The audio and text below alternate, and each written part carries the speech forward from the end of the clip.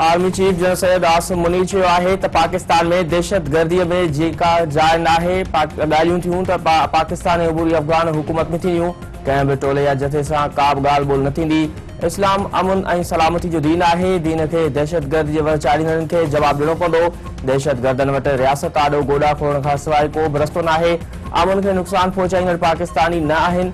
अफ़गान पनाहगीरनि खे पाकिस्तान में हितां जे मुल्की कानून मूजिब रहणो पवंदो।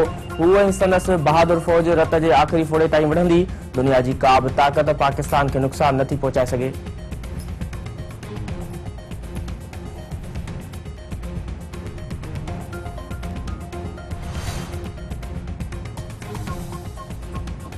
परॾेही वज़ीर peoples party chairman Bilawal Bhutto Zardari चयो आहे त पाण में रूल्स ऑफ गेम्स तय करणा पवंदा। सियासी क़ुवतुनि खे गॾिजी वेही तय करणो पवंदो त फ़ैसिले जो इख़्तियार कंहिंखे हुजणु घुरिजे। सियासतदान कॾहिं हुकूमत में हूंदो आहे त कॾहिं वरी जेल में हूंदो आहे। पीटीआई चेयरमैन जेल में आहे, सुभाणे आज़ाद थींदो ऐं पोइ वरी एहतिजाज ऐं धरणनि जो सिलसिलो हले पियो त निज़ाम कीअं अॻिते वधंदो।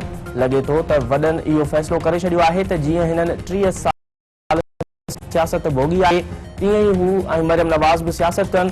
नौजवान ॾिसी तंग थी विया आहिनि। अहिड़ो रवैयो इख़्तियार करणो पवंदो जीअं 65% नौजवान भरोसो कनि। सियासत ऐं अहिड़े करणु घुरिजे जीअं सूरत हाल खे मफ़ामत तरफ़ वठी वञी सघिजे।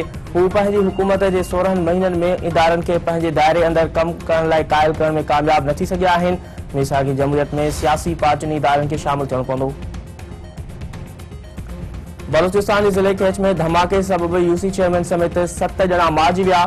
मलदार जो चवणु आहे त धमाकेदार मादो रोड किनारे नस्ब कयो वियो हो। धमाको रिमोट कंट्रोल ज़रिए कयो वियो, जंहिं सबब गाॾीअ में सवार 7 ई ॼणा मारिजी विया आहिनि। वफ़ाक़ी घरू वज़ीर राणा सनाउल्लाह चयो आहे त निगरान वज़ीर आज़म जे नाले जो फ़ैसिलो अॼु राति ताईं थी वेंदो। एमक्यूएम निगरान वज़ीर आज़म लाइ कामरान तस्वीर जो नालो ॾिनो आहे। पीपल्स पार्टी बि 1-2 नाला ॾींदी। मौलाना फज़ल रहमान समूरा इख़्तियार वज़ीर आज़म खे ॾिना आहिनि। मर्दमशुमारी जी मंज़ूरी खां पोइ तकबंदियूं ज़रूरी आहिनि। दिसंबर ताईं तकबंदी जो अमल मुकमल थियणु घुरिजे। जेकॾहिं तकबंदी थियूं त फ़रवरी या आख़िरी या मार्च जे पहिरें हफ़्ते में चूंडूं थींदियूं।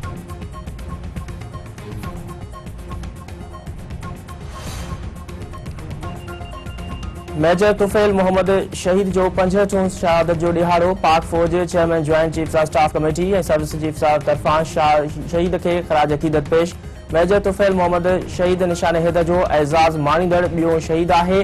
संदसि शहादत असांखे वतन जे दिफ़ा लाइ पाक फ़ौज खे मामूली क़ुर्बानी जी यादि ॾियारे थी।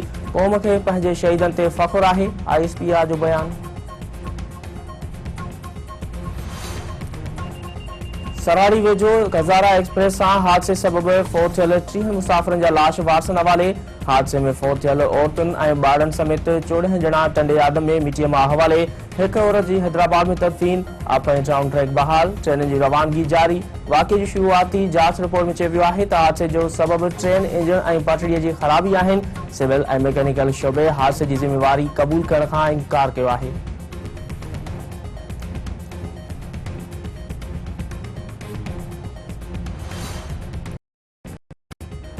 कराची जे इलाइक़े लियारी जे बहार कॉलोनी में फायरिंग सबब रेंजर्स शहीद थियो। पुलिस जो चवणु आहे त शहीद अहलकार जी सुञाणप नाले थी। अहलकार चौकी ते मौजूद हो।